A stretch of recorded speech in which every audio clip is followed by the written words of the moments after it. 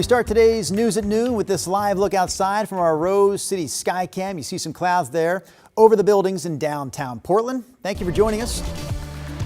My name is Drew Carney. We're going up to Rod Hill, though. He's on the weather deck, so Rod will start today's news. Hello there, Rod. Hello. We'll start today's news at noon with the latest on your forecast. I'll tell you what, I'm all over it coming up on these mild November days and being outdoors, giving the weather about as pleasant and mild as you could ask for in November. And after the early morning rain that was steady and really made a slow commute for many, we are now mainly dry and not expecting a lot of rain for the remainder of the afternoon.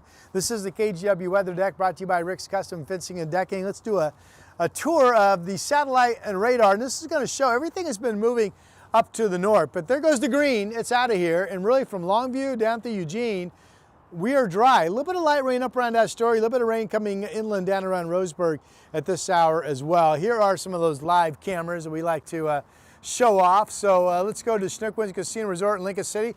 It has been sunny here at times, but right now overcast. It is dry.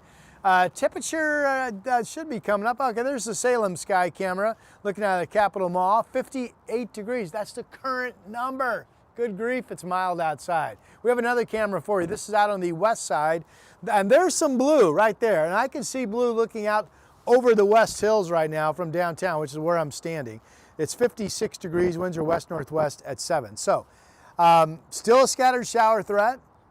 If weather models are correct, we probably have another 2 hours without really any rain in the Metro Valley. And we'll see if we start to pick up a few showers by 4 o'clock and into this evening.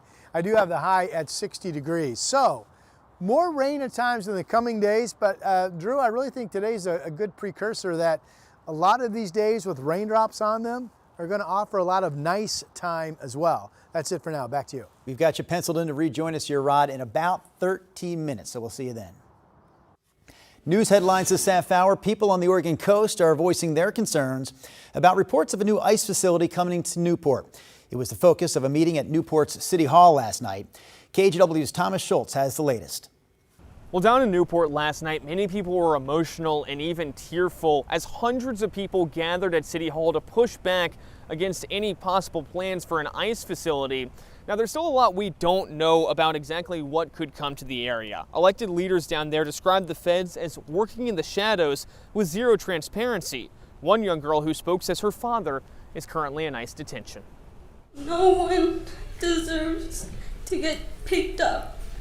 My dad was my everything. My God, that's what we're fighting for.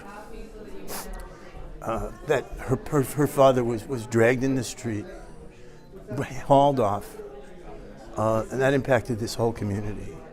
Newport Mayor Jan Kaplan says he'll fight any plans to add an ICE facility. He says the city was tipped off last week when a third party filed a letter of intent to lease several acres near the airport for federal use. But on Wednesday, the city said that letter of intent had been withdrawn. Still, state leaders say federal contractors have submitted business inquiries, signaling the plan is still in motion. Mayor Kaplan says the city's reached out to the feds for more information. State leaders have too. Both say that they haven't heard back from the federal government. That led them to file a letter to the Department of Homeland Security Secretary Kristi Noem yesterday for more clarity. We've reached out to DHS ourselves here at KGW. We haven't heard back from them either. Thomas Schultz, KGW News. At least 24 people that are part of the vibrant community of Salem were ripped away from their families early in the morning. That is some of the reaction from an immigrants' rights coalition in Salem after it says federal agents detained at least 24 people in Oregon's capital city earlier this week. The coalition says at least 9 of the people taken from a van on Tuesday were farm workers heading to work. The advocates accuse ICE agents of breaking the van's windows and also ramming another car near Portland Road and Ward Drive. We want to make sure that people have access to their attorneys. We want to make sure that families are prepared because it's really scary what's happening right now. At this point, we're working to get the names of the people who were detained and find out more about their status. So far, both ICE and Homeland Security have not responded to KGW's request for comment. In other local news this afternoon, an Oregon high school football coach in Toledo, who's also mayor of the town, is accused of slapping a student. Rodney Cross allegedly hit the student during a conversation in the school's gym on October 24th. And investigators say there's video that shows the slap. Cross was issued a criminal citation for harassment and is set for arraignment on Monday. We did reach out to Cross, the Toledo city manager, and the Toledo School District for more information on the story, but so far we haven't heard back. All right, let's take a look at some of this afternoon's national headlines. Attorneys representing former FBI Director James Comey and New York Attorney General Letitia James are challenging the federal prosecutor in their cases today. The lawyers argue that interim U.S. Attorney Lindsay Halligan was appointed after her temporary term expired, making her indictments invalid. Both Comey and James have pleaded not guilty. Their trials are set for January. The prison release date for Sean Diddy Combs has been pushed back by nearly a month. The 56-year-old is behind bars in New Jersey, serving a 50-month sentence for his conviction on prostitution charges. He was previously scheduled for release on May 8th, 2028, but there are allegations that Combs violated rules, including drinking alcohol while in prison.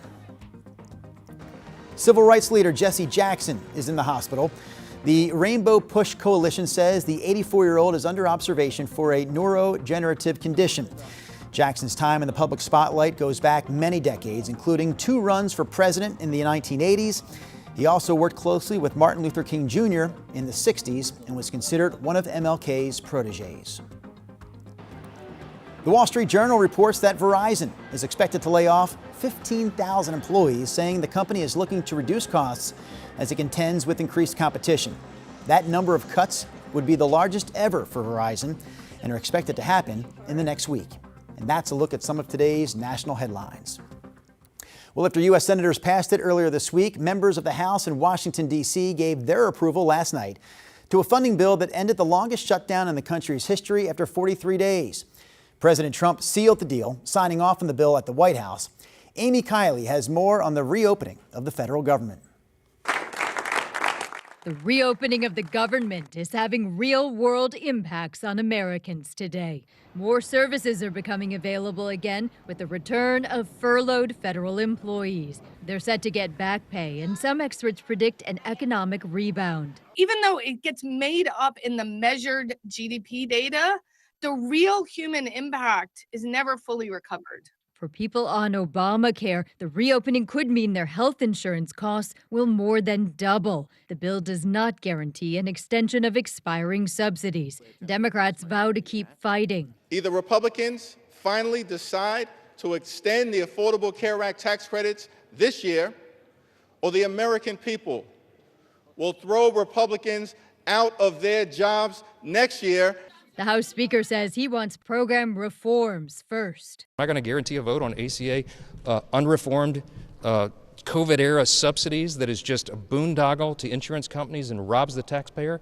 We got a lot of work to do on that. It's unclear when flight schedules will return to normal, but SNAP benefits should be available again soon. Food should not be up for a bargain. Everyone should have the right to eat. For many programs, the bill provides funding through January. The president is urging Senate Republicans to reduce Democrats' power in the chamber before then. If we had the filibuster terminated, this would never happen again.